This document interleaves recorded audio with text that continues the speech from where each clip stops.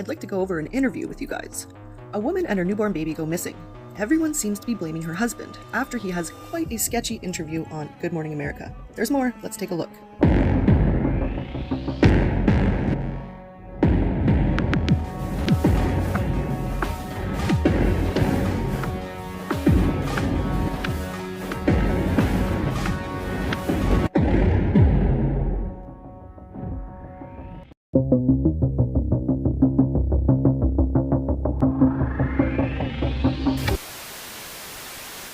This video is fair use. It is transformative and is protected under Section 107 of the Copyright Act 1976. Allowance is made for fair use for purposes such as criticism, comment, reporting, teaching, and more. Hi, and welcome to another video. It is me, TPE. And we are here today because I just happened to be watching a video last night over on 10 to Life with Annie Elise, and it was a story about a mother who disappeared, and her baby were just gone when the husband got home from work. Now, the reason we're watching it is because it really stood out to me seeing the husband's interview. He decided to do an interview on Good Morning America, and because of that interview, everyone just thought he was guilty. Everyone thought he was the one who did it. It also didn't help that he didn't have quite a perfect past. Part of his past included some DV allegations. I don't know if there were court paperwork or anything to go along with it, but certainly there were allegations. So that did not help his case. And not only allegations, but there was also talk of Heidi wanting to possibly leave him. Now, I'm not going to tell you the whole story. Let's leave that to the experts, Annie Elise, and I will leave that link in the description. But this is the case of Heidi Broussard, and her baby, brand newborn baby, Margot, just disappeared. So let's take a look at the interview that her husband did. I'm not even sure how many days later, if it was the next day, but soon after she disappeared, he did this interview. So why don't we just get right into watching that, and then we'll talk about it. On Sunday, December 15th, Shane even appeared on Good Morning America to ask for help in finding Heidi and his daughter Margot. And let me just say though, this interview did not go over well. He came across nervous and fidgety, which is understandable given that Heidi and his daughter are missing, but he also had these extreme mood swings, going from tearful one second to smiling and laughing the next. It could have been nerves or just the intensity of the situation, but his whole demeanor struck people as really weird. All right, so we're about to get into the interview here, and it is definitely interesting, but it does just go to show you that some people, they just don't interview well. They may not have a good past either, but anyway, we'll talk more. We're on 8, and she told me that she went to the book fair. She bought 3 books, cost about $25. It was amazing. Like, she couldn't wait to read to Silas, and I told her I love you, goodbye. And so if I was a tragedy pimp, if I wanted to rip this guy apart, my first thought would be, oh, he's not making eye contact. He's looking down. Oh no. And it's about to get a lot worse. He even laughs. Guys, I can't imagine what this guy went through online, all while his wife and brand new baby were missing. This is hard. I don't know. Take your time. Yeah.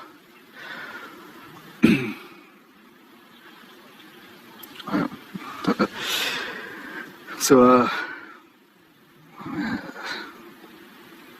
don't know right now. I've just been repeating it all day. And let me know if you want me to move on to another question. No, it's a good question. This is just a weird situation right here. So I don't know.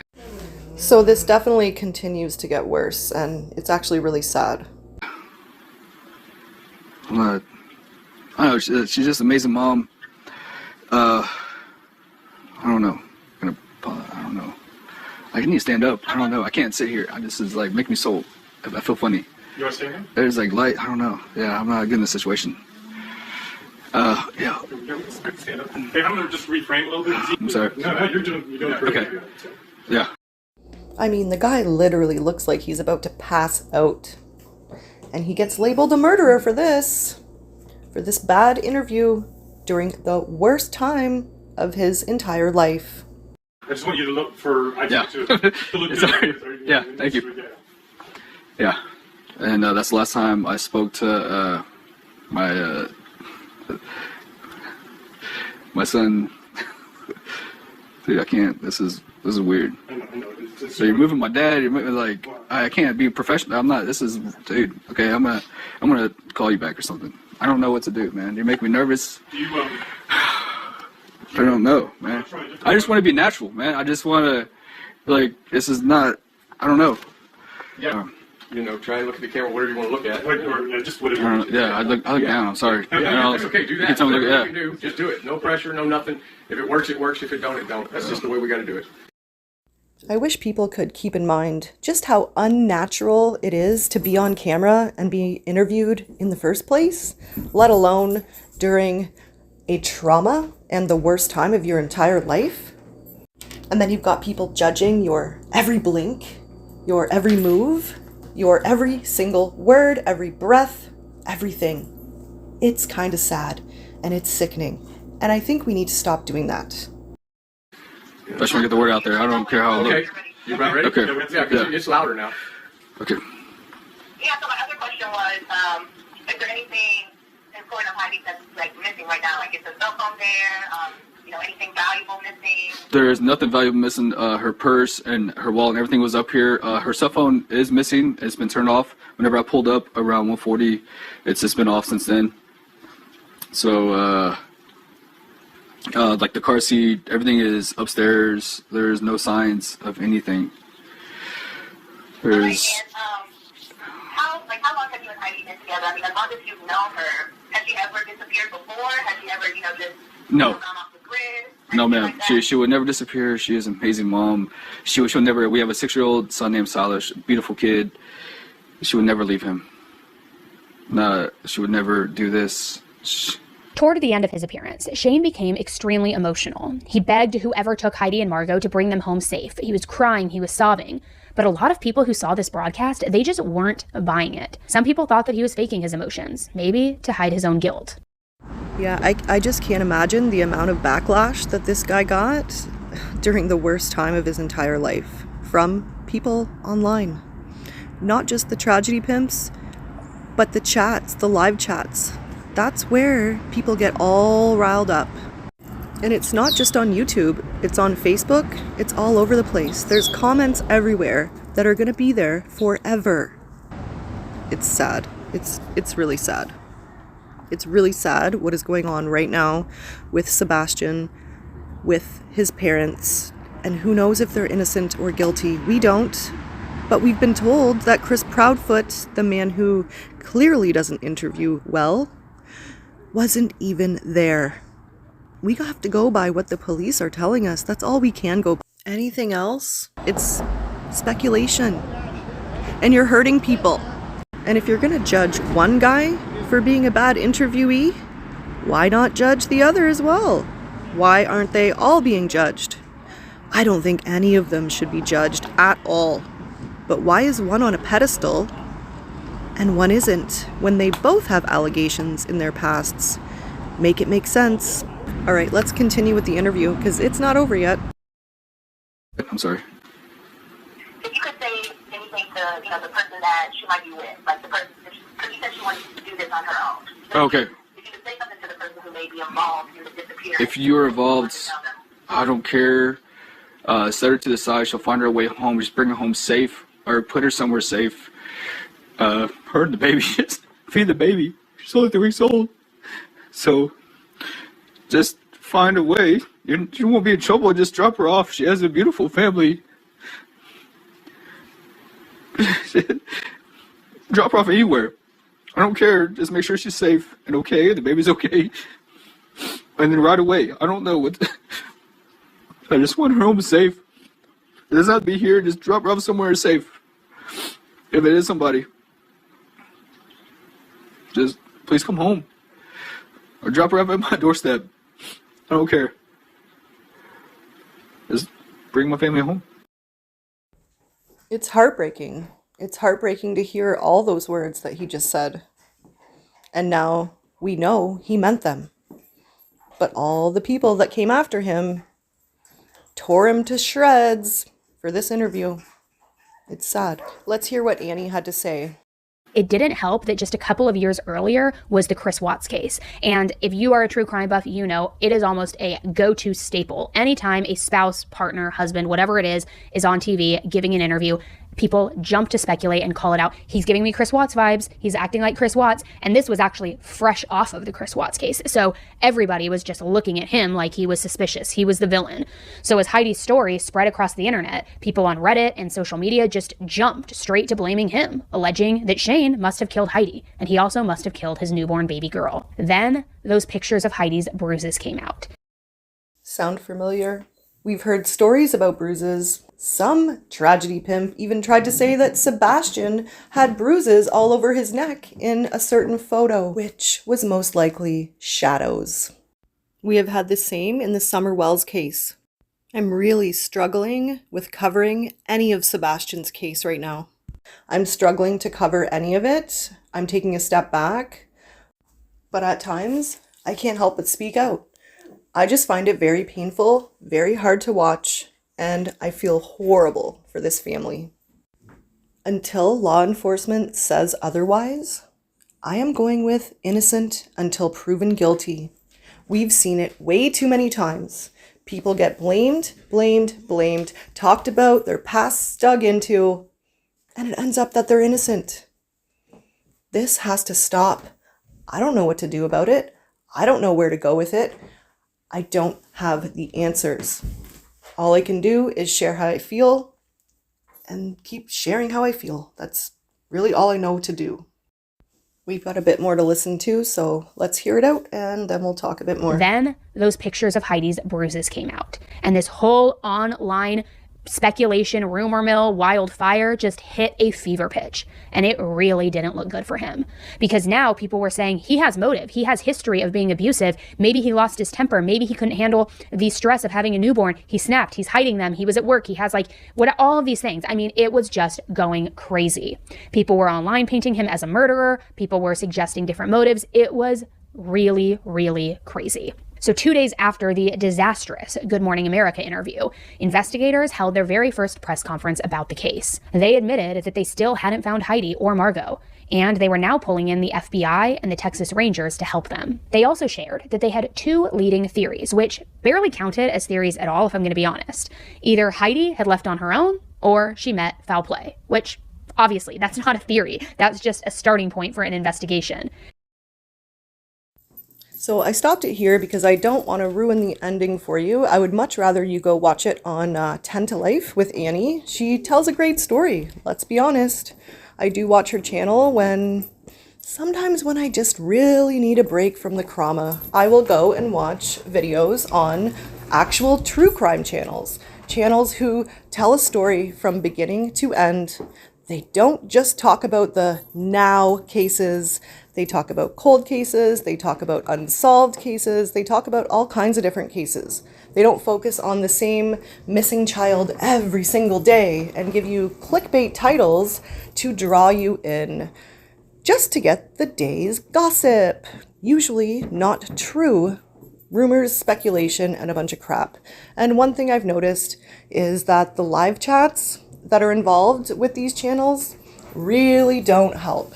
So right now I'm actually compiling a list of true crime channels, or what I think to be true crime channels.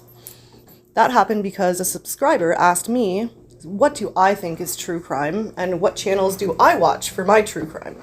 So I decided to go through my subscription list and make a list of all the channels that I do consider true crime. And I'm going to make that list not involve any of the trauma channels in our community. That way, it's in case I forget someone, you know what I mean? Like, I may think someone in our community is credible and I like them and I frequent their channel, but I'm not putting them in that list only because, one, I don't want to forget someone, and two, if there's a live chat going on, there's probably speculation, rumors, and a bunch of BS being put in the channel, and that I'm against that. Well, I'm not going to say I'm against it because I also speculate sometimes. I'm not against it, but I do think that the live chat just really adds to the problem. It is not helping when we speculate over and over. So I'm compiling a list of channels who cover true crime, but they may do things like body cam footage or interrogation videos, things like that. Those are the videos that I often watch when I just need a break. I do love true crime. That's why I came here in the first place. So anyway, I am compiling a list. I'll put it on my community wall, maybe even make a video about it. Those are channels that I'm subscribed to that I do watch, and I guess I'll say I endorse them. I'm not going to say I know every single thing they've done, and I'm not going to say they haven't made mistakes in the past, because I honestly don't know. I can't follow every single thing.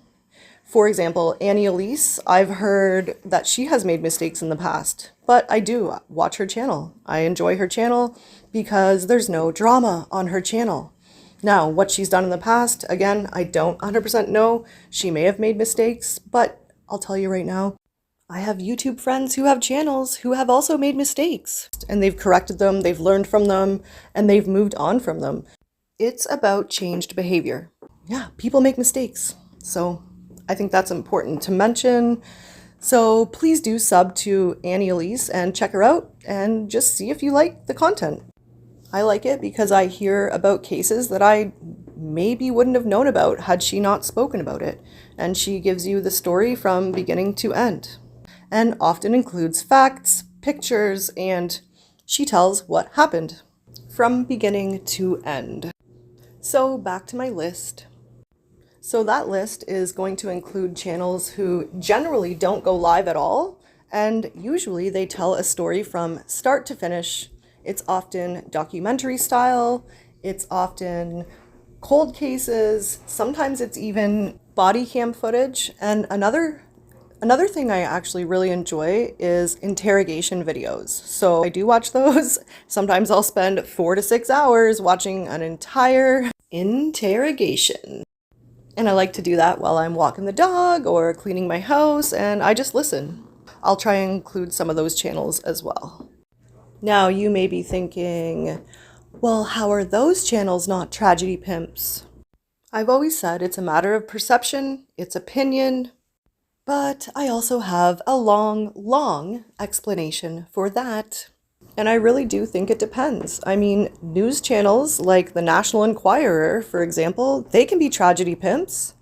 But anyway, it takes me back to a video that I made about 8 or 9 months ago called What is a Tragedy Pimp? The 3 levels of tragedy pimping. And I think I explain it pretty well in there, at least from my point of view, how I feel about it. I do think, though, that I will revamp that video and make it a bit better, bring it up to date, and actually put some examples in there. And you know what's really important is the journalist's code of ethics. If you're not following the code of ethics, how can you say you're a journalist? That's what I'd like to know.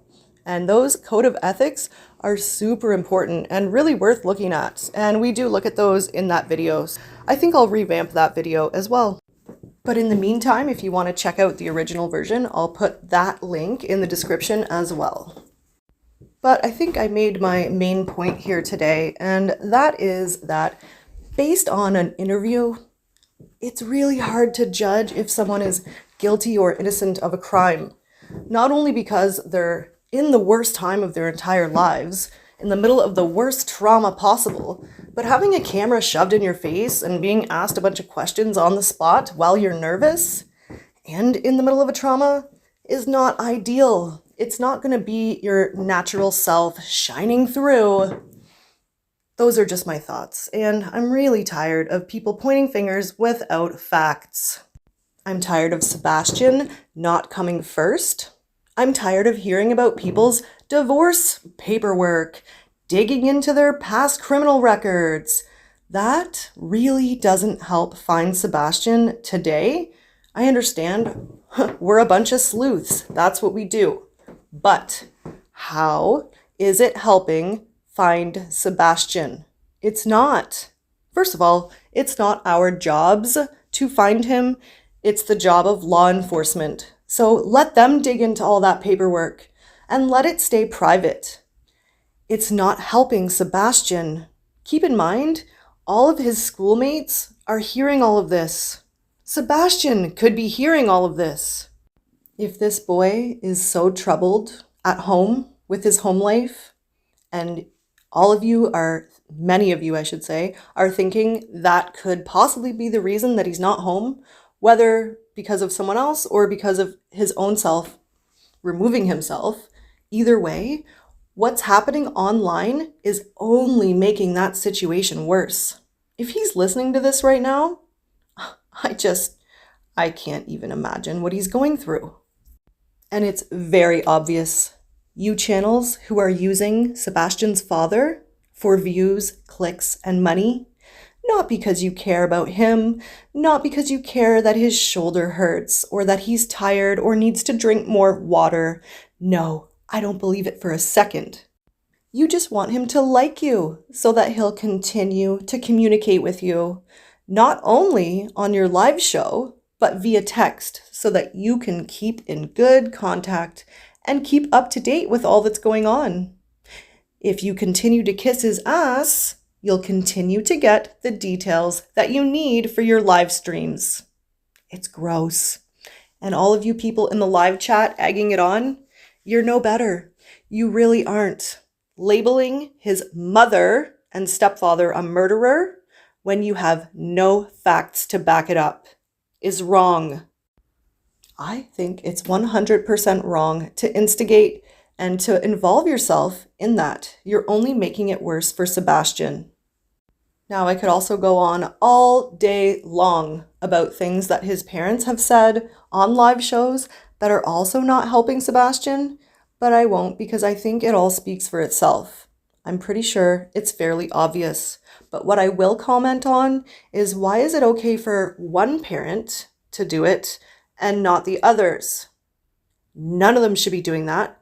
But why do we dig into those other two parents and not the one who's constantly on there talking about his son's personal details? Why is that being praised and the other two parents are getting reamed out for not even talking at all right now? Maybe they're doing the right thing. The amount of money that you creators are making in Sebastian's name is outstanding. And it's definitely reminding me of Summer Wells and what you all did to her as well. You are paying your bills in the name of missing children. Not only in the name of missing children, but in all of their private details. The private details that do not belong out in the public. I don't know how you sleep at night.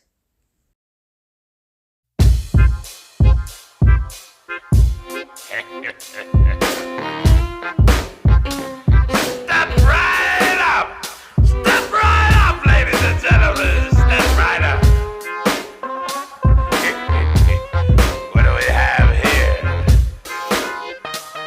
Welcome to the carnival, ladies and gentlemen! Step right up, and I'll let you in. Hope you got a heart of gold. It'll test you, friend. Think you got it figured out? Guess again. What a carnival, ladies and gentlemen! Come on, play the games. We'll pretend you win. You're a hardy soul, a fine specimen. Step within the circus tent. Let's begin. Get ready for the ride of your life. I mean business, like the sharp side of a knife. I'm the ringleader. Mostly you don't see me, cause I stay out of the spotlight. It's easy, believe me, cause you're so distracted by what's in center stage being overacted. The ropes and elastic, the sawdust and sequins, they tell a story you all just believe in. You're so gullible, as long as it's colorful, bright and shiny. Yes, isn't it wonderful? Stay comfortable, relax, sit and watch it while I creep behind your backs and pick pockets. I don't stop at nickels and dimes when I want your time and the thoughts from your mind. Don't worry, it's fine. Stop looking backstage. Why you so curious? Act your age. Welcome to the carnival, ladies and gentlemen. Step right up, and I'll let you in. Hope you got a heart of gold.